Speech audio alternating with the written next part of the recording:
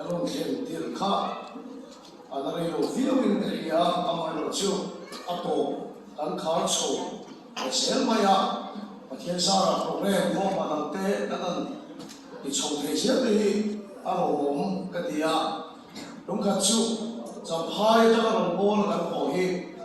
เกมันตัวกันขนาดที่ชวนมิชลกันพาสเตอร์ชีเดียร์กันประคันที่กับพูดบอกว่าตัวไหนเห็นจำพายคงเห็นเสียงเมกะอันก็ชมบุปผาแต่ถ้าเราคงดีทุ่มมาชวนคงชัดอันนี้ชวนบอกกันเป็นเสียขลายคงกันตาลายกันอักขุลุตุตุขัดตุยเฮียนอันโนเลชีนะข้าเป็นที่มอเตอร์สปีดเนี่ยก็จะโน่นนาเดี๋ยวเนี่ยกันโตตาลงเลยแต่ชวนกันรู้ฟีขบมาอ่ะกันรู้องค์นั้นชวนมิชลกันพาสเตอร์ชีเดียร์ตาป่านนี้ลูกกับโควิดไลน์มอเตอร์กันลุ่มตัวกันลุ่มต้นปุยเลยร้อนช่วยเสียอาว่าสารพัดสงสัยตัวเดโมที่เด็กกันอะไรตัวเด็กมาละแต่ว่าเสร็จแล้วมันเดี๋ยวไปข่าวว่าการเรียนรู้แล้วมันมีอะไรกันไอ้ทิ้งทิ้งเอาตลอดข้าลงเสียเราเลยเนี่ยชั่วโมงประเทศนี้ปุยเดียวเฮ้ยแต่การโชว์เนี่ยมอเตอร์เรียนการโชว์คนละอย่างเนี่ยกระทบตัวลงมาอย่างมอเตอร์ก็เลยตัวละหลายขั้นที่ส่งกับจุดเดียวจัดบอกว่ามอเตอร์เราหันเชฟเลยของเราบอกว่าชวนกันโหเฮียนกันที่ครูบารีโพกันเป็นชีนะ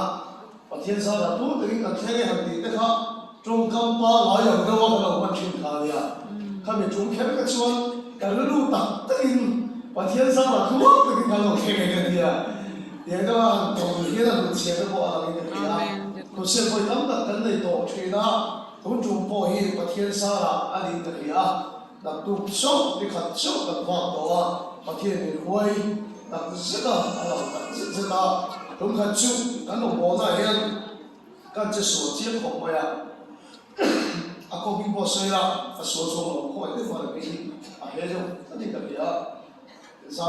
พวกเขาได้ใส่บอลลูกเขาได้ใส่ที่ส่งได้ใส่ส่งได้ที่ส่งได้ส่งได้ยังอ๋อเอาเลย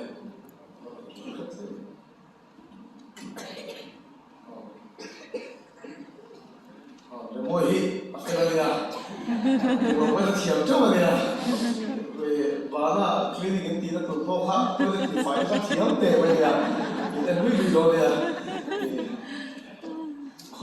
โซ่คนท่าระเที่ยวมาโซ่เลยเขาเชื่อกันเลยอ่ะหายมัวจังกันเลยโซ่อ่ะโซ่คนท่าเที่ยวลำบากกันกันตั้งท่าเลยคนลงฟังไล่ฟังเดียวไม่คนลงมีเป็นเจ้าเที่ยวว่า出现的人在说阿婆我卡当成路好么呀？只要我们说出现那个给忙的的理由啊，马上马上路的底些出了路走了那个的呀，现在去看把那路等大家说恐怕那个路放了错的路没嘞，就出现了那拉一样错的给个路我，个找到那个路对哎么呀？个忙判断清楚，没个啥天。没有活动累些了，你说按照养的全天个人，然后忙着没忙这个点个头土灭了话，看到这边活累累些那个点啊，按照养的全天个人啊，那个点个哦，个点车子个开了，走路飞啊，这个很大的，刚好接触，咱看你那种什么都缺的飞了，这咱发发都包了啦，发包了啦，发引来看，那么引的看都缺的没了呢。可能是一个他的党委个木克做，应该投很黑东西，按他搞很多把来把所有看比如我来累一些了，应该很黑都是看到点来听下来的，那啥差别，哎这除了累没来啊，没出来，给把那个木啊没啊，那啥好没个稳不的，就他搞嘛，我看我听了我这程度老说看，我也出去点了，还没回来了看。아니 그 쌉싸한 추억 제일 나한테 아니 대통령 또 설탕 너무 먹여 이야기 대통령 그때 거한 알았어 가면 제가 이제 가봤구나 와 마시는 좀 간담 세 뭐야 간호도 되는 서양간 고아 안중주 고아 비행기 간 간투세 어때 마티오만 소나 아니 그래야 도가도 빼라 남바 같이 온디야 민주가 하고 있어요 미티엠 부원들이는데 안 로에 메시아라디야. 내가 등에 대한 소설 안 마음이 안 미로한 로만지. 안 마음이 좀 이신 부엉한 배동한 로만지야. Mizoram an soi hi ka ya ma ni lo ni tu ra dia tiền đâu biết lo nó tụi cái số chuan lo nó tụi đi over dia rồi số xe quan chỉ đặt đặt mấy xe chuan hay là cái kiểu mấy thế à không có mấy chút gì đó là lo số cả cho vào cho đặt tu khác không ai in tụi nó ăn số nó ô cái bao số nó cái tụi đi cái thằng nghề cũng cho vào cái sản phẩm nó cũng tại hiện tại kia không có cho nên mình số mình cũng sắp tu cái mà sao thì nó mà in cái đó lại khiến xe nó vào cái thời điểm bao nhiêu cho cái này con đầu con trên chiếc cầu bia lên thì bao nhiêu cái luôn hiện tại em bây giờ cái nó thiên hôn xuống cái luôn vẫn xuống ở đó xí à cái nó thiên vẫn thoát đồ này mình phải thiệp pháp đồ này à là tu cái là cái này là cái nào cho cái bao đồ là cái chuyện là sao là cái này cái luôn vẫn đi tháo được cái này nó để tiền bị bụi đấy bị xóa bị cái xóa này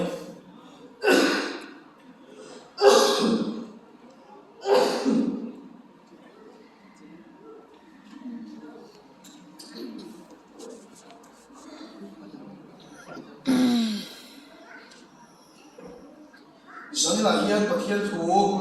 với một tấc mấy cần siêu hô đô nè hệ thu trả sợi hi cái mà các cô hiền các cha thì nè à chân chúng ta tìm hiền cần mong mùng em mới à cái mà hiền về môi hiền hệ thủ hi à mong mùng so cái bộ cái hiền chỉ là chút tiền mà thiên thủ với một tấc mấy sani là hiền cần nói cái đô nè sao thu phí chuan small Malaysia dangerous kia thiếu kế thế thì ta không thấy cái này à kiếm lô bằng cái lô này xuân cần cái xuân thì cái lô mà thành thế thì à hay mà thiên thu ấy là gì thế cái kia cần xuân là cái gì nắm đặc thế mà thiên thu riêng đàn nó sắp đặc thế nó xuân sẽ thế Bible ông lô mà riêng cái đó à nhưng mà sẽ Bible trang quy ami em một anh là phổ là phát tác nhưng mà sẽ là Israel sẽ cả xuân mà thiên thu hiện trục quy này tất cả này cái là ác chụp bùi em đến lâu em bắt thiết thúc mà khăn small race khá anh ta sốt bùi chỉ này chú bà cho Isua có cái sẽ cái đó thêm đam khá thì siang cái này thì mang khăn ăn thêm ăn còn khăn sốt tiền cũng có sắc không vậy mà sẽ Isua cho thì siang anh đi về bốc ấy thì mang khăn anh ông nhẹ lên sẽ này hết thu cái sẽ tôi là phim khổ em mày à anh nhiều sống cái đó nó sẽ có cái bộ vì số đó nó sẽ xí là cái món đồ tổ truyền mấy thế à sao hô à chú nói cái tầm tổ nó vâng cái lỗ này mấy thế chú mà chú đi xe cái này thì bắt hẳn mấy cái đầu in thì xe anh thì về bốc ấy thì nó trong cổ in hệ thu đồ in ta nó số những cái đó sẽ thì hệ cái trong tay này trên bộ xảy ra anh thì bốc cái này cái thu quý đủ chú rồi này đi thu buông rồi mà những cái mấy thế sao thì nó thu quý ta nó thành hệ cái sẽ nó lại đeo rồi ini thu buông nó thì khác giờ là cái thu quý tổ chức anh nói này bắt thiết thu một điều nàyเราเชียร์rằng thu buông buông khát sao na tôi nóiเราเชียร์cái này thì thằng anh này thu buông buông khát sao na bắt thiết này apa ta la le quý thiệp mà mình xem tu này là ama ne nghe là chuan rô quỳ đó này rô rè là chú chân tuan yên ông rô sen amen tin cái thu bồi này là lòng này ở đây con thật cũng sốt bali trong thùng na thu hiếu tu eo chuan mi hiếm hè là xiêm chặt nó thủ đê phui nó thủ đê khăm hoa nó thủ đê à xây rô kề à bôi một cái gì em này cái chuyện luôn để theo có liên quan các công số của liên giáo chúng ta thu hiếu tu eo chuan để hiến thế là xiêm thật nó thủ đê phui nó thủ đê khăm hoa nó thủ đê à xây rô kề các bạn hiểu chưa là bản thân sao ta mình số sắp có sẽ Amen mà theo mà số là gì trong ta là ba hệ thu với một tất mọi hiện sẽ rất là hiện là một chuyện gì đó cái phải chịu đó anh thì hiện cái bản địa hiện đúng được cái đầu tiên sẽ cần phân thì em cái thu sinh đúng là đầu tiên cái số kia là cái thầy nghề cái chuyện đó đi còn ấy tất nhiên là ba cái thu cái bản địa hiện cái thiêm đối với thiên đường bên địa hàng sắp lắm cái chuyện là các pastor sẽ khan các mong muốn nó so cái năng lâu masih kan sebaya dam lagi dam kat kan itu nang ma lagi tu aja ni kau ai tak ini tin dam lagi tu sudah sih kalau dia sola ini itu semua dam lagi je kalau dia ni kau ini ni kan jom mante ai kan kong lo ni masih kalau dia tu asal cuan mitin ni lagi nang kat ini dia jadi kan kira kau ai tak ini kalau sokin minun sendiri je, nampak orang tu kan sejuk Yesus Kristus dengan dia je. Amen. Tujuh lu ya kan, pasien mithambi, lalu yang dia tu pathumi angkala ni. Pasien thambi ke lalu yang dia tu pathumi angkala, apa kata tu lalu dikan ni, lalu deh. Israel nampak disat, sih akan, soal akan. Dan huan ni lawa, ti huan ni lawa, ang kan setuan. Ni masih lawan akan masih hangat mai cuma ni. Thambi dia tak boleh lalu ni ane. Tapi tahu nak kita selesai sih akan Samuel ni pun ozo ni akhir ni ozo ni bukan ni ini lah. Ni masih lawan tapi tahu hangat maya. Lalu dia akan bi, lalu dia tak kalsu lalu dia akan bi ni. Angkat ni serkam dan bersuaya. Tujuh mulia thambi lomian tak berhasil lalih mandi. Isuan thambi lomian tak berhat kalau oleh tu buih mekani. Isuan nampak disat singakan aruna kah leviasi dekat pakai buih tu nak thambi kan maya. Kah buih tu kan macam hidup kan ya. Tuna yang dia dari pastor hi leviasi buih kan tayar. Pasien ni nak jom dah Hindu ni cuan, kini pasien makan din sangat jauh. Pasien ni nak kira lang Hindu ni pun, kini kan lang sangat jauh. Pasien ni nak intoi dah lang Hindu ni pun, kini sen kan lang sangat jauh. Pui tiap ni jauh kan pasien an bepok kecil lah. An nam ayo in, an ram ayo in, midin ayo in pui tiap ni kan, sin din ni cuan intoi dah lana, pasien makan din kena ni. Cuma tiada thambi, boleh makan ni cuma boleh tiada thambi ni. Kan tiada ni terus. Tiada tiada thambi, lomlian tak pakat lomlian so ini ni. Bitin kalau pada bebek lama, bitin merah kalau kuasa ini lama. Asal ini merah, sok lapan kuasa Cina. So ini cuma anvera tiada milin, tongkapan bapai lama, anvera guangin tidak saya lama. Pasien ni nak andong ang takin, hoisan na kita sa kita ni. Nagpasok pa kita proses. Kang tubo itu ka zone ni, tubo yang dikongka. Tujuh ya so tiada yang ni, mipi le minara namanya. Cuma ni kara cun puasa cah, tak mayawa. Lalu tiada zone ni kami mipi kan dia. Kami namper kami minara kan dia. Adi kara cun puasa cah, tak mayawa ni.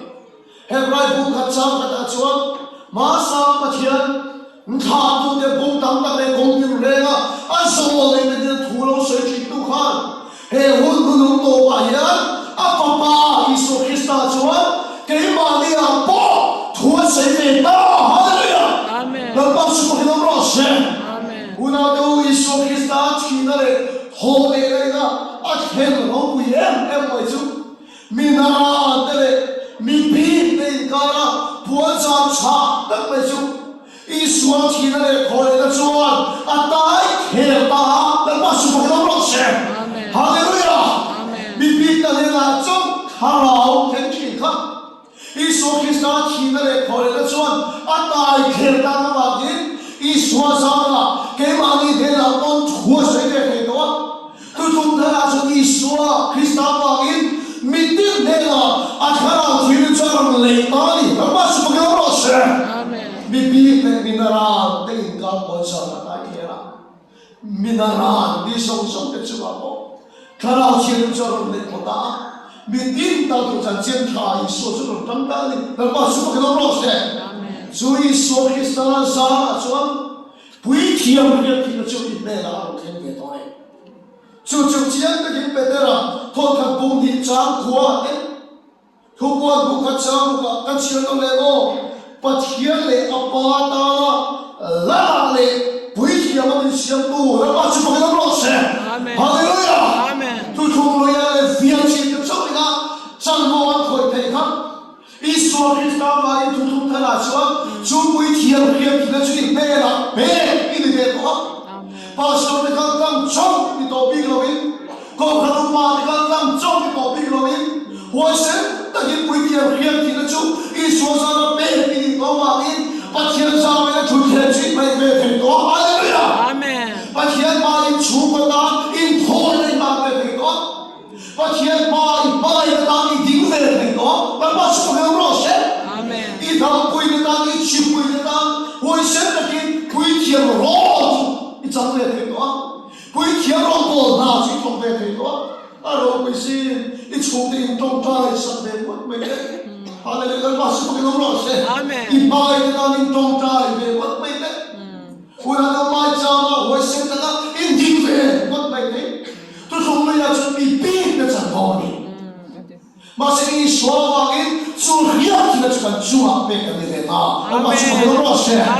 อีกนั่งแต่การที่ต้องใจเลยอีกสิบปีแต่การที่ต้องใจเลยอีกหันตาที่ต้องใจเลยอินทอยก็ไปมาเถอะ就是归天的真佛，就一说啥，就从他那身，สุริยะจะนั้นมันมีที่เวตาแล้วมาช่วยเรารอดเสียแล้วเราเรียกที่เราเนี่ยเห็นสมจุก็ใส่เด็กเสียมาบ้างก็ทุกอย่างตั้งแต่การฟังก็ใส่ผิวเต็มเดียวฉันนี่ก็ถูกไปจู่โจเลยนี่ถูกพวกเราเนี่ยโจเลยอยากที่นะอิสุคริสต์จะอะไรจู่อ่ะเป็นเรื่องเดียวสิตรงกันจะทีมกันเถอะโฮมอ่ะกันดูแลขัดตลอดเที่ยวคอมมิตี้กันจนว่าจะคอยตั้งสปีกเกอร์กันเรื่องที่เราพิจารณาสิ่งเดียวกันที่สิ่งที่เชื่อกันที่จวนก็ลองกันดูกันบัวอะไรกันเชื่อแต่กันที่เราเห็นแล้วปันทุเรศสยามนี่สุดเลยมีตัวใจที่เราแล้วปันทุเรศสยามสวยชัวร์อดีตโซเชียลกันที่เราอาวันโรควิตามินปัจจุบันนับเบียร์เช่นโอทุกคนเลยจะมีนาราเนี่ยเป็นเรื่องนี้มีนาสองเนี่ยทุกสิ่งเลยเป็นเรื่องทุกคนถ้าเราจะอิสวาซาอินบัวอะไรคนนี้เนี่ยทุกสิ่งเนี่ยแล้วปัจจุบันเรารู้สึกอินนักการโกะทุกสิ่งอินบุญลายแล้วมันเป็นชิ้นส่วนแล้วปัจจุบันเรารู้สึกอินยังกินลายแล้วมันเป็นชิ้นส่วนทุกคนเลยมีบีเนี่ยเราปัจจุบันเป็นชิ้นส่วนอิสวาซาส่วนอินเบลล์เราทุกสิ่งเป็นก็ฮาเลลูยาจุมาจุทุกท่านยันโจเลยเพียงที่ไหนอุณาดูอิสวาซามิเบลล์ตัวเอฟซีบุรีจังโซปทุมาเตโจนาบุโซปรจังโซปทุมาเตสุริยะที่อิสวาซากันจ้วงอะไรเกี่ยวกับนี้อาเมนแล้วมาชิบะกันรอเสียอาเมนฮาเลลูยาอาเมนอินดูเลไบเบิลจังนี่เลยตัวเนี่ยเอฟซีบุรีจังโซปทุมาเตโจนาบุโซปรจังโซปทุมาเตสุริยะที่เราจิตเนี่ยแล้วมาช่วยอัปเดตตัวเจ้าจุมาจะต้องคอยนักการพูดจาใส่ตัวตะกี้โจเลยนี่ถูกพูดนี่พูดจาเป็นสิ่งนี้ฮาเลลูยาแล้วมาชิบะกันรอเสียอาเมนเอไรทุกวันยันอาเขียนบทปฏิญาณมิโซตรงดูเรียนตรงกันเดียยันเอาสักมาสักสักตรงเราเอาที่นั่นเอ็นที่นั่นตัวนักการดีเมฆที่ทุกที่กันยันอาศัยตรงส่วน preaching อันนี้เนี่ยมาเสียตัวนักการใส่ไรตัดที่จู่ preaching นี่เราเรียน prophesy เอ็นที่โอ้มิโซตรงนี้ก็ได้ปัจจัยนักการทุกวันนี่ก็ได้ไม่ต้องเรียนอาเฟียตั้งเป็นกันเรียนตรงดำเช่นก็ได้ส่วนมิโซตรงมันหรือแค่ไอ้ส่วนสอบตรงมันเฟียโซก็ได้องค์นี้กันเรียนบางกันสิ่งที่เรียกแค่นี้ที่มีกันด้วยขอบไปมีงานตรงใจตัวนี้โซมาเป็นตรงใจตรงนั้นจนกระทั่งลูกแบบข้าเราบอกว่าตรงใจตรงนั้นทีวีเขามาถัดเดียววันนี้อ่ะมาที่กันติดขอบไม่ก็ถัดเดียววันนี้ครับมีโซเราเราจะมาถัดเดียววันนี้ก็จะรับข้าวไม่ถูกครับอันนี้ก็เขาทำไม่รู้เองเลยเท่านั้นตรงใจตัวนี้เราจะเล่นเล่นกันนี่ต้องก็ว่าจะพอมีห้องมันจะไม่เสร็จส่วนกันที่นู่นเขาเพียรไม่ตัวเลยอ่ะตรงคำมิโซโต้ใช้อย่างไรเกี่ยวกับมิโซโต้มาตรงมาโต้กันที่ไม่ได้บางเราว่าฉันบอกว่าถูกเลยอาชาเลยบอกว่าถูกนี่เนี่ยกันด้วยกันอันเห็นอะไรอ่ะตรงมาโต้คนที่เขาจะฟิอาว่าฉันบอกว่าถูกที่มิโซเลยก็ฟังเขาไม่ได้ว่าสิ่งที่หักเดียวเนี่ยฉัน很 off 丢你的就可受给干了开掉吧，就这怎么那个水土里 preaching 都给了个谁了 prophesy， mo nu ho kan kon kan pa kan kon prophesy dia kan manchuan pathila ka thu puang ni tu na kan水土来个就说你你那pa kan ni thu puang了，kan水土来个就 prophesy ni kan drama he thu puang ni kan ka sual pui na sai ne maya rồi ông tỏ lòng thì cái gì nhỉ? Và xem đi số cái hiện rồi ông quý tất cả các lúc này có thế nào? Nhưng mà xem tôi nói rằng tao quý tất cả lại chú, các bạn xem tôi nói rằng à rồi thì cần thua cho thế này. Bible cái này nó tôi không nói rồi này cần thua. Chứ tiền lòng đâu tất cả là chuyện tôi nói thế này. Tôi không nói là chú anh meeting này là ba thằng nào mà hiểu được này. Anh chiến đó để khảo buộc của họ để tốt cái cái chuyện này. Mi biết là này là chốc là qua khảo thế này, cho mà chuẩn bị khi lần đi xuân khác, tu lần khi lần đi xuân khi đi tu khảo khi chặt tất cả cáiอย่างนี้anh chúa ấy chặt tất cái nào ông nói là cái gì, tôi không nói cái nào không biết. David đã không nói tôi quên là cái gì cái con in chiêm đâu nên nó tất cả nó này chia nó một cái tôi này chắc này, cho mà cái chuyện rồi này hệ là bắt thiên khảo rồi thiên ta. Chúa số này trong David đã sửa các một cái gì này, cái gì này, tôi không nói số này cái chân bộ với một tấc này Chúa, mi cái này là sửa cái gì mà thổ khăn này, mà xem tôi không thay ra cái tung Chúa, mi tin này là năng qua Chúa, hà nào Chúa biết đâu mà in, năng qua Chúa cái năng lo xem, rồi mọi người hiện thiếu lo cái số lo xem, cái hiện mà cái hiện hà nào hiện lên ama in chia nó là cái gì đó, cái gì này. Tu mà một quý lô mà sẽ giải khoai lại thì mà hiểu thì nó bị sốc ở khi nào mà mấy quý hiểu lâu như khi đó thế bắt chuyện tu ta lại đúng lâu như khi đó thế bắt chuyện quý水này đó thì chúa là hiện tiền là thà đâu thì mình cái tu cả tu không phải là chuyện mi chúa mà đâu cái đó vàng tu nó số khi nó chặt tất cả này cái nó hiểu lâu này cho mà chúng số này cái con ta ăn số các bạn buồn sắc và hiện tiền không lại chứ nhưng mà sẽ là chúng không thay ra cho anh ít số mà nó có thay nào à đó sắp tới sẽ vào in nó bắt chước cái đó là sẽ thì số này đi khác phải chỉ là nó buồn sắc chứ đi ngay đó mà rồi mỗi nó buồn sắc chứ đi ngay đó mà cái số này các buồn thì ai tầm phê nó mà để hết đó thì hết đó cho mà chúng không thay ra số này thì nó ăn tiền được rồi Korinthon thằng cũng số bali trang thu mà Bible mà đã nói chuyện là mình thì là prophesy chuan bắt chuyện là nó thì là quan chuan mình thu bắt chuyện chuan phui na te xiêm thật na te tham muốn na te sai đồ này tu không thằng số này là tu quan tu chú soal miền cái nói thế khi mà chúng mình cái này là thằng nào chỉ lên kia kia là mang in hun tất cả ăn mà ngon tất chân chính thà à buông thì đồ này nó bắt chước cái đó sẽ chúng khắc chú đa lon câu khana tu cái sợi asal khana cái bua sợi nào lên lên tu cái sợi gì đó mà ama lên lên cái tiếng lên cái con cái bua sợi đó đủ cái tu con cái xuống lên trong tu cái sợi à cái chỗ tập cái bắt hiện tu cái sợi này thì chỗ tu cái sợi sao câu khana upahan mình chỉ phải chỉ phải chú phải chỉ là phần mặc tập em cái câu khana mà mo chia cái gì rồi sao à cái thế cho nó mua cái câu phần mà màu nó khi lo cái đó mà sẽ không lo gì rồi khi chắc có gì là thằng ba sẽ không xuống nó rồi thì à ôi là cái mình bắt hiện là cái thu buồn cho thu không thằng số này cái cho khi mà chúng mình cái này là ăn mà mua chia cái hiện thu cái sẽ gì rồi này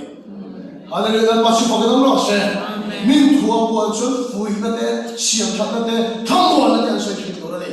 tu không thằng nào số hiện tiền không được hình bằng to là bằng thằng nào chịu nên làm không hợp ý này cả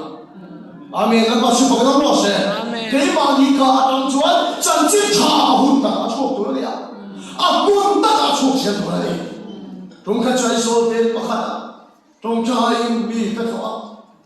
có lẽ tôi đang căng là áp vào những số này mấy cái tôi mà nhưng mà sẽ là cái tiếng chứ cái tôi lâu ta mấy cái sợi cái muốn mấy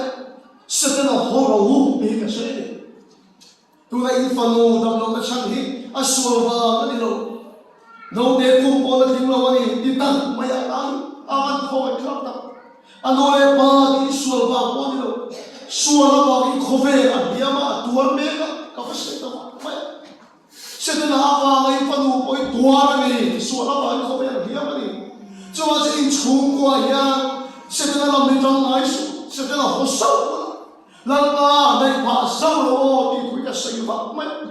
ke pon de tuai hun ka pang le ni ma se ra chu ke thu ka sai lai ta chon an bel an ria pa bel chon il len cho ko chona katia pa i da ko be lai ta chon an nu per le an nu la an fa nu me ka phelo thale ngai ta mai ka na me na mai fat me speaker amma i chu sai ka tan chung ko mo ta ka apa ya thang wa lai trong ko zu ko i mai lo mi se ko so ai lo pa se fa nu ki ta mai adam phelo Adem kol na sasi, oi sasi na sasi. Adam thelo ya beito lutu ka suala atuan pa ati. Kumai siya ko sumai lo kan ko ni suwi ta mai. Iron soy kan ma mo ta ni. He suala man kan suwa bian bian. E la ne ma suala kan tam betle. Ama e suala u sabu kan ni ka so se ni ni suwa le. An chung ka suala puan sa ka lo na ni lo. Thara thiam ni min a ho pe dei ko suala ni ka. Alma mo hun ta in so chan chin ka po ani na ba su ko lo se amen fui na le sia ka na de ka mo na de kan tuong tu ni na ba su ko lo se amen rum kha chu bi so na ba sai ya akhati ama ko na testimony lo se ye ko so kan rum bo na rum ka mi ka tong trai sa la ye mi ro na de si la le sia ni o mai kan lo ke chan to tv kan bu to ni wa ni cái con nào lúc ở trong khan các cái máy bốc à bây giờ máy chế bắt đầu máy chế đấy cái mà sau khi các bạn ta có trong tay sẵn anh biết ta sẽ sức mấy phải sao là cho mình khinh hà đâu anh nuôi testimony sẽ để là phải chỉ là khác in trong tay thì cái thuộc lúc khác đi nhưng mà sẽ là cái số là dòng rất bị buồn sẵn là bảo lúc khác đi chứ mình chơi khác đi cái rau cái đấy mình số là cái gì cả buông thể cái lúc đi chơi đó Kati yang akan aswal dengan apa bukan sakap, kapuan sakap orang kan, katong tay sa kalir sikat, miron benta kalau ini semua le. Aku lah kesuka, oh ikhyan nu akan pakai aku lah yang ini ngomong katia. Ikhyan nu ini ngomong so ithuru kami dah makin sakap orang saya. Suara sekarang pakai dia pola so lepas sebagai rose. Amen. Nampun milik ini lalu ni mau pakai so ni dah makin kita boleh. Ichian nuai kan pathian na polai chong lo cho chi ma mo hun ta ka I so chan chin ka ron pon sa tin chi ka wan lo ta em ta ya la ba su ka lo se cho wa su tu tung thar zo le so mi chian le mo mi su le mo mi thuru po na pa phan to lo ka su tu tung lui so le han na ni tu tung thar a le chuan mi thu ba po chuan fui na de xiao na de tham mo na de sai to la ni la ba su pa lo se so khia chi le la pa pe to che Zol le di Bible chuan mu thei tu tin a sai thina mu thei tu tin Samuel pakhat na bung ko sang ko ama ko zol le chuan thina mu thei tak thina baptism so na de ka sin ni ring pa ngai ang tak mai ting ram siam ko fa ma lo mi tam ta hin hi lai kha au na de bokan ki kan si ka ko lo dia a lo hi lai kha baptism so na chuan Galilee dil ka mai su ro ka ku khan ni ring ang na mu re re no so endo pathian beram no mu thei tu yan tak thin zo le ho le le su ama tu ka da ne ne bo kha is ka ma na hun tu a hu lo ka dia kan mu thei tu dia ko an ni thina ko ve ti chi ni a o ma ni ko ve ti chi ni kan mu thei ko ve le kan mu thei lo ko ve lo ma ni ko ve Tuai kan chung poi kan tiang khom mai kan na wi si pai kan ya fa kin mo pa ya ma e long bo na fa kin me bo ka ka lo ma hu the kho ve la chuan kan ina una ai so la kien kan u le pa so ka no ni pa ni chong ni ni e ma se la hu the lo kho ve la so til di ta chu I suan pa pu ya pa su ko lo lo se pa thu man ni pa la ma pa te ko ina mo sa ti na lo pu ya alo be ba mu the lo kho be la chen so so ga ni ya min ti boy ve to ro boy pa ni thum de chu la to le mai the mo ga 主我上上的穿木头的口味啦，穿米索帮他我味肯定那边弄面的呀。主木头口味啦，穿白米粥，木头的口味啦，穿索帮他我味，安尼米粥，一个天嘞，肉呢后面按贴到那个就，后来你说口味啦，啊啷啷的水来了吧？看到口味啦，贴看到你那中去呢，那把水给他老师。啊，大家嘛天买啊，土一人水么啥？主土是地上都整起来。以赛亚土播那个阿妈信，以说变马公司中公司生意卡，刚刚弄把那变多了点了，多了点了。以说变马公司中那些生意，马上得呀看，刚刚弄把那变啊，爸爸别给他弄大。阿飞了听听那个谁了吧？把钱那个看到后面那听听懂，这个懂啊，那把手给他老师。就土就我们生意多，地上都长的。以赛亚我现在叫明天过不很变，一说变嘛我们生意啊命啊穷的的，马个人我都吃多吧。阿文马个我们生意嘛嘛看，阿飞了听听那个谁了，看到后面把钱那听过，那中的那把手给他老师。우리는 소리에 상당히 보관해 거려 아베라 기억해내는 땅에 걸어와 사이해로 사마리 시파이 하면 아니다는 호화고 아치에 어떤 배라고 나왔죠 강 시파이 왔다 물뚝이 아니는 호화를 내자 아베 아로타네 부의 사물아 수가 부 깡킹에 이런 세고도 나이는 정신이 누나가는 호화를 내자 아망망 답대你妈谁要说那就不态度，你看没？那把个切罗呀，他让你的明白的切的明啥？啊，切罗他让你的明白切没错。刚是被我来当说，按说的办法的过来弄定活了，那把是不给他老师。就是说你说，按为了听看要明白我们买了，按为了听看明白都买了，把钱的按光的按中去了。就土着落地上长起来的，把水给老师。所以你土光，都得一辈子看着你重视，都能把这辈子那个你重视，把钱给你听光的也动起来了。就说呢，也听进来了，我们懂嘞，把水给老师。